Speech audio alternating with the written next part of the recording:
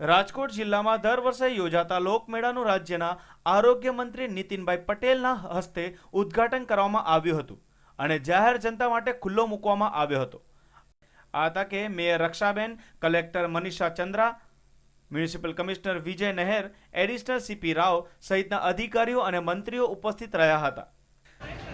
જેમાં 5 દિવસ સુધી અનેક પ્રકારના આનંદ ઉત્સાહથી જુદી જુદી રમતો, રાઇડ્સ, જુદા જુદા સ્ટોલ, નાસ્તાના સ્ટોલ્સ, ખરીદીના સ્ટોલ્સ વગેરેનો અહીંની પ્રજા, અહીંના લોકો ખૂબ ઉત્સાહથી લાભ લે છે।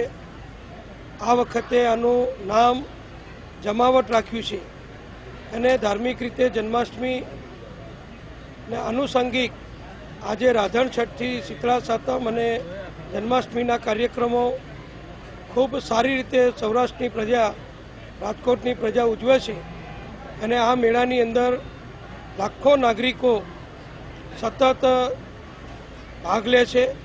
ત્યારે આજથી રાધણ છઠથી એનું શુભ ઉદ્ઘાટન કરવાનું છે।